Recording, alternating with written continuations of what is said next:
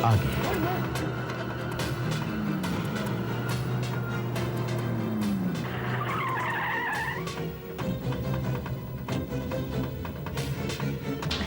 Don't move. ओहो, आप हैं? मैं समझा बाहर कोई पटाखे फोड़ रहा है। हाँ हातिम भाई, आदत पड़ चुकी है ना, इसीलिए गोलियों की आवाज भी पटाखों जैसी सुनाई देती है। हमने तो अपने माजी को दफना दिया है, आप क्यों बीते दिनों की याद दिला रहे हैं? आप तो कईयों को दफना चुके हैं हातिम भाई। मतलब? You are under arrest. किस जुर्म में अरेस्ट कर रहे हो इंस्पेक्टर? तुम्हारे जुर्मों की लिस्ट बहुत लंबी है हातिम भाई, पुलिस स्टेशन चलकर सब पता चल जाएगा। अरेस्ट वारंट है आपके पास? लगता है ये सवाल आप कई बार पूछ चुके हैं। हाँ, क्योंकि आप जैसे कई जवाब पुलिस वाले अपने आप को किस्मार खां समझते हैं और बिना तीर तलवार के ही मैदान जंग में कूद पड़ते हैं। मैं तीर तलवार पर यकीन नहीं रखता हातिम भाई, तुम्हें पकड़ने के लिए सिर्फ कागज का एक टुकड़ा काफी है, इसे तो तुम अच्छी तरह से पहचानते होगे। Arrest him.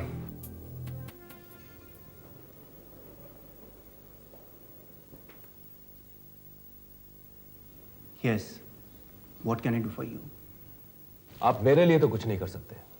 हाँ, उनके लिए जरूर कर सकते हैं जो इंद्रजीत की तरह बेगुनाह होते हुए भी मुजरिमों का शिकार बन जाते हैं। I'm sorry about that.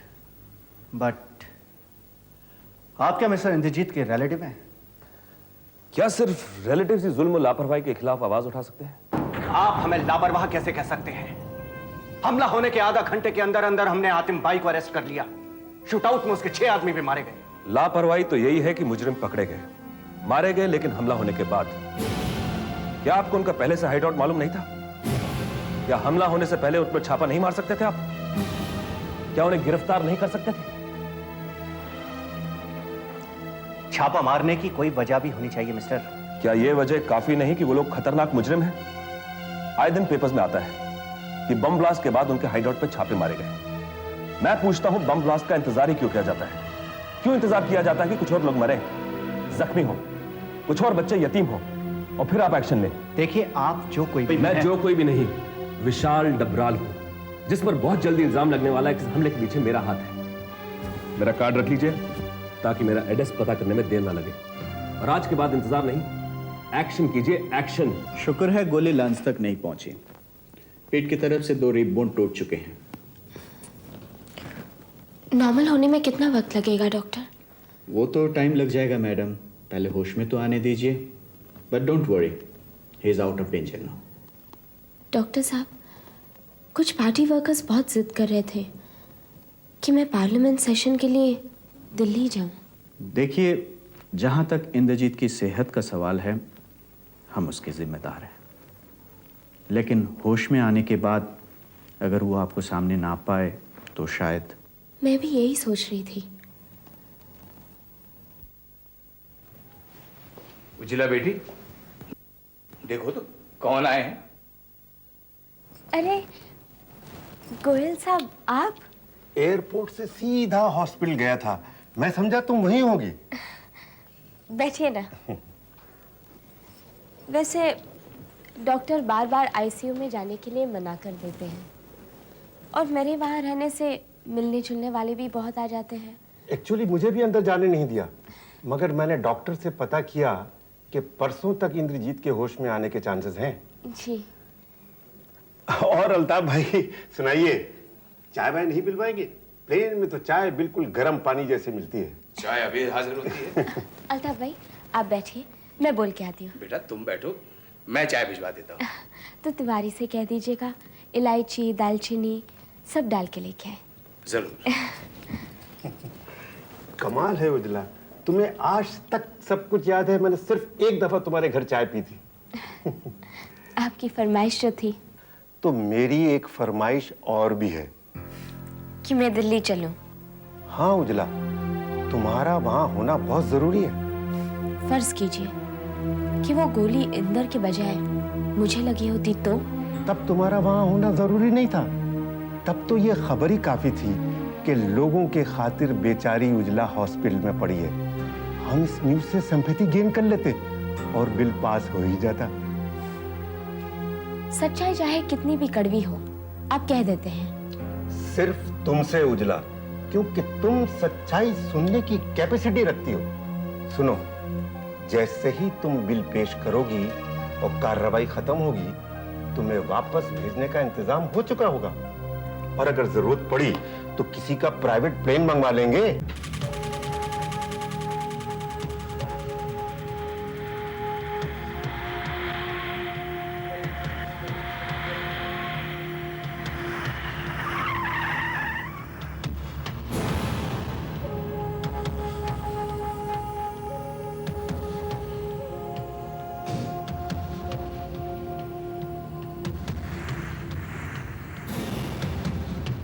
Hello inspector Roy. Mister विशाल, आप इस वक्त यहाँ? मैं आप ही से मिलने आया। आई एम सॉरी, इस वक्त तो मैं बहुत बिजी हूँ। आप फिर कभी आइएगा। No photographs please.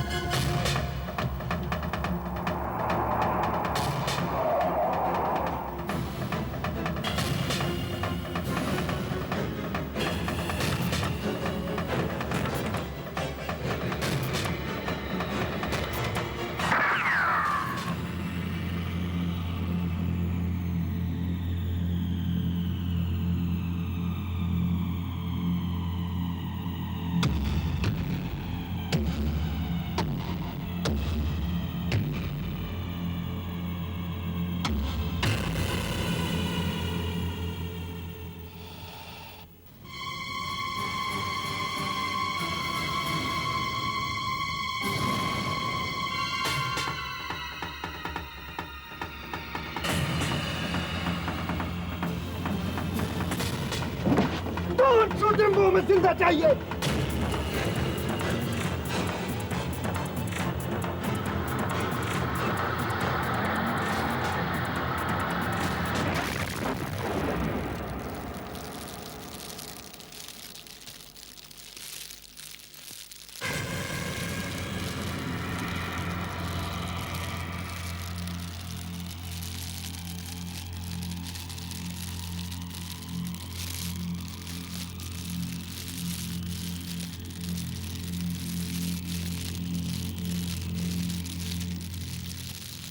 क्या मैं इसे महज एक इत्तेफाक समझूं कि जिस वक्त एक मुजरिम दूसरे मुजरिम को कत्ल करने के लिए आया, उस वक्त विशाल डबराल यानी आप यहां मौजूद थे? जी हाँ, ये एक इत्तेफाक ही है। क्या यह भी एक इत्तेफाक है कि मुजरिम तो मर गया, लेकिन बाद में आपने अपने पिस्तौल से उसको खत्म कर डालना चाहा, ताकि वो जिंदा रहकर बयान ना दे सके। अब यही कहना चाहते हैं ना? हालात के मुताबिक तो यही जाहिर होता है। इंस्पेक्टर, शायद आप भूल रहे हैं कि उसे मारने के लिए मुझे अपनी बंदूक की जरूरत नहीं थी। वो तो खुद ही बारूद के ढेर पर बैठ के आया था। मिस्टर विशाल, क्या आप पिस्तौल हमेशा अपने साथ रखते हैं? जी हाँ। शायद आप नहीं जानते हैं कि आप पर एविडेंस डिस्ट्रॉय करने की कोशिश का मुकदमा चल सकता है। इसीलिए तो मैंने आपको अपना कार्ड दिया, क्योंकि मैं जानता हूं मुझ पर बहुत से मुकदमे चल सकते हैं। जब भी जरूरत हो याद कर लीजिएगा, मैं हाजिर हो जाऊंगा। अब मैं जा सकता हूं? You may go. Thank you. Good, he is out of danger now. लगता है 1-2 दिन में होश आ जाएगा। आप एक काम कीजिए, उजला जी को फोन लगाइए, मैं बात करूंगा उनसे।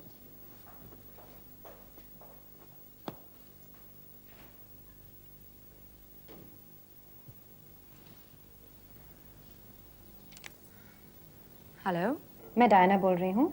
मैं सर से बात कर सकती हूँ? क्यों, कोई ज़रूरी काम था? नहीं, बस इतना कहना था कि इंद्रजीत की हालत अब खतरे से बाहर है, लेकिन वो अभी तक बेहोश हैं। That's good. वो आएंगे तो मैं उन्हें खबर कर दूंगी। Thank you Diana. Okay, thank you.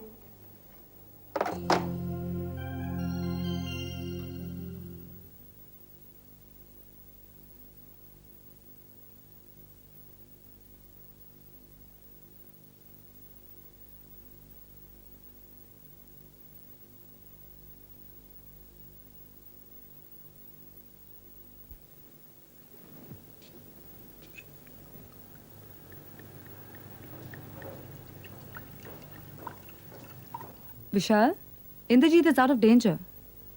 तुम्हें किसने बताया? Who else?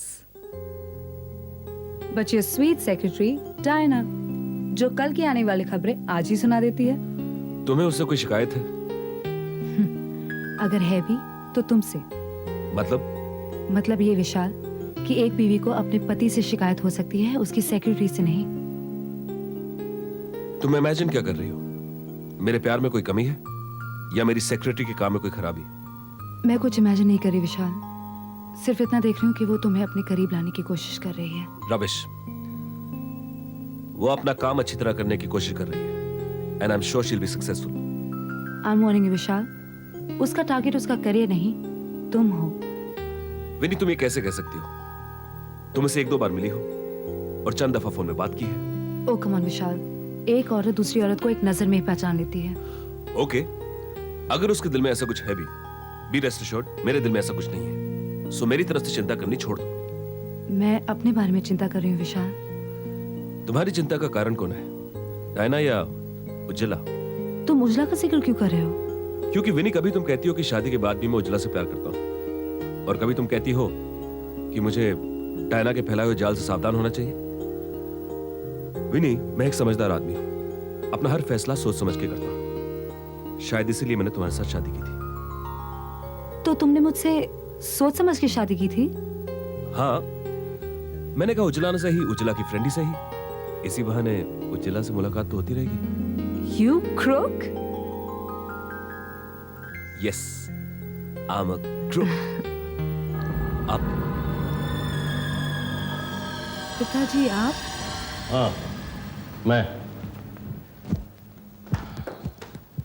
विशाल, मैं तुमसे कुछ बात करना चाहता हूँ। I better leave you two alone. Excuse me. विनय, तुम चाहो तो रुक सकती हो। In fact, I'll prefer that. विशाल, क्या जवाब है तुम्हारा? आप सवाल करना भूल गए डैड। नहीं, मैं भूला नहीं। मैंने सोचा तुम समझ गए होगे। और मेरा एक सवाल नहीं है, अनेक हैं। उज्ज्वला ठाकुर तुम लोगों के खिलाफ बिल पेश करने वाली थी जब उस पर गोली चलाई गई। तुम उसके पति को अस्पताल में क्यों देखने गए थे? जानते नहीं, जर्नलिस्ट ऐसे मौकों की तलाश में रहते हैं। तुमने जर्नलिस्ट से झगड़ा क्यों किया? एक फोटोग्राफर के कैमरे से तुमने रोल क्यों निकाला? उस वक्त तुम पुलिस स्टेशन में क्यों थे जब हतीम भाई का कत्ल किया गया? और हतीम भाई के कातिल को तुमने क्यों मार डालना चाहा? इंसानियत के नाते। Is it all? मेरे इतने सारे सवालों का इतना सा जवाब? डैड, इंसानियत का नाता छोटा नहीं होता, उसे छोटा समझने वाले का नजरिया तंग होता है। अगर यही सवाल अदालत में वकील ने तुमसे पूछा तो क्या तुम्हारा यही जवाब होगा? इसके अलावा मेरे पास और कोई जवाब नहीं है। तो किसी अच्छे वकील को कंसल्ट करो, क्योंकि तुम्हारे नाम वारंट जारी होने वाले हैं। मैंने तुम्हें मना किया था ना। जो हो चुका है वो मैंने नहीं किया, लेकिन अब जो होगा उसकी पूरी जिम्मेदारी मैं लेता हूं। Ujjwala, I'm so happy. Indrajit is out of danger. Thank you Vini. कब आ रहा है वो हॉस्पिटल से? अभी तक तो डॉक्टर ने नहीं बताया। I'm going to throw a big party. Party? Why not? इस सदी के सबसे बहादुर पति के लिए, जिसने अपनी पत्नी के लिए खुद गोलियां खा ली। Forget it विनी। इंदर ऐसी पार्टी में कभी नहीं आएगा। क्यों नहीं आएगा? विनी, इंदर ऐसी पार्टियों से बहुत घबराता है। लेकिन विनी जो चाहती है उसे वो हासिल करके रहती है। वो अभी होश में नहीं आया और तुम पार्टी की बातें कर रही हो। मैं ये तो नहीं कह रही कि पार्टी आज ही रात को होगी, यही कह रही हूँ ना कि जब ठीक होगा तब होगी। लेकिन इस पार्टी की वजह क्या है? हम लोग होते कौन है उसके बचने की खुशी मनाने वाले? याद है तुम्हें कहा था लोग बातें करेंगे। मगर ये विशाल की तरफ से नहीं, विनी डबराल की तरफ से होगी। और इस पार्टी में शहर के बड़े बड़े लोग आएंगे, इंडस्ट्रियलिस्ट, बिजनेस पीपल, मिनिस्टर्स वगैरह वगैरह। अच्छा, तुम कॉन्टैक्ट्स बनाना चाहती हो, बिजनेस एक्सपैंड करना चाहती हो। उज्ज्वला तुम्हारी सहेली है, तुम इस बात का फायदा उठाना चाहती हो। अगर मेरे फायदे से उज्ज्वला को कोई नुकसान नहीं पहुंचता तो क्यों ना फायदा उठाओ। ओके बाबा, तुम्हें जब भी पार्टी करनी हो डायना को फोन कर देना, वो सब कुछ अरेंज कर देगी। डायना और मेरी पार्टी अरेंज करेंगी? क्यों, इसमें बुरा क्या है? विशाल प्लीज, उसे ऑफिस में ही रहने दो, घर लाने की कोशिश मत करो। विनी, ऐसी बातें करके मुझे गुस्सा मत दिलाओ। गुस्सा तो तुम मुझे दिला रहे हो। एक बात बताओ, डायना के आने से पहले क्या घर में पार्टीज नहीं होती थी? उस वक्त सारा इंतजाम कौन किया करता था? तुम्हें जो करना है करो, मेरा दिमाग मत खाओ। ओह, डायना के खिलाफ सुनते ही दिमाग में दीमक लग जाती है। वैसे भी विशाल, अगर सेक्रेटरी से ही काम चलाना था तो मैं कुणाल को बुला लेती। ये कुणाल कौन है? मेरा पर्सनल असिस्टेंट। उसी को बुला लो। जी नहीं, जिस तरह डायना ऑफिस के काम के लिए है, उसी तरह कुणाल भी ऑफिस में ही रहेगा, घर नहीं आएगा। Okay, I got the point. Doctor, उजला जी आई हैं। उन्हें अंदर ले आइए। वो स्टूडेंट्स भी सुबह से खड़े हैं। उन्हें समझाइए, कहिए कि कल शाम तक मिस्टर ठाकुर ठीक हो जाएंगे। जी अच्छा।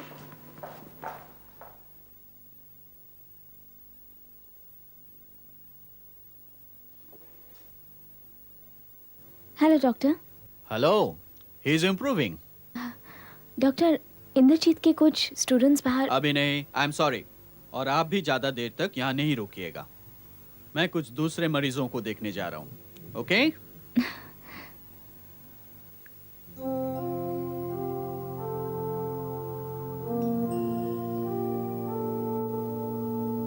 आई एम सॉरी इंदर, तुम्हें छोड़कर दिल्ली जा रही हूँ।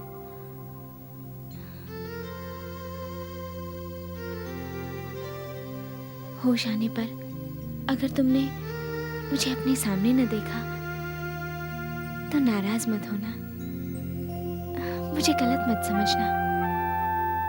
मैं तुम्हारे बारे में सोच रही होंगी, प्रार्थना कर रही होंगी।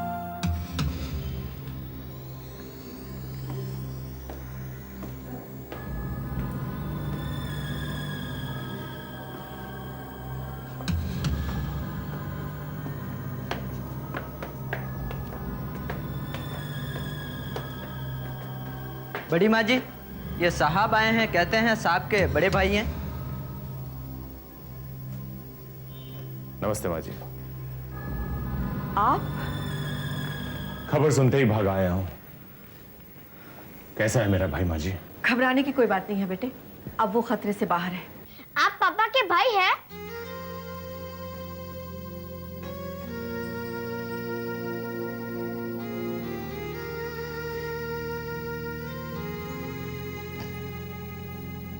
हाँ बेटा, हम तुम्हारे पापा के बड़े भाई हैं, ताऊ। ताऊ जी, आप पहले हमारे घर क्यों नहीं आए? इसलिए कि तुम्हारे पापा हमसे रूठे हुए थे। अभी आपने पापा को मना लिया? मिलेंगे तो मना लेंगे बेटा। कहाँ है तुम्हारे पापा? पापा तो हॉस्पिटल में है।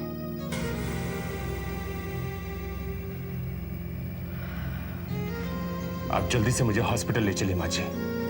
जब तक मैं इंद्र को देख नहीं लूंगा मुझे चैन नहीं आएगा। ठीक है, चलिए। मैं भी आपके साथ आऊंगा नानी। नहीं बेटे, तुम घर में रह के होमवर्क करो, मम्मी नाराज होंगी ना।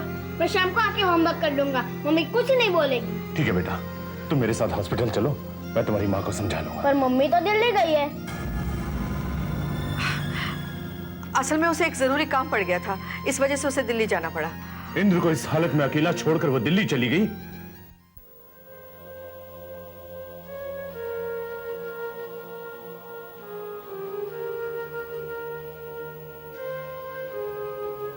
मुन्ना,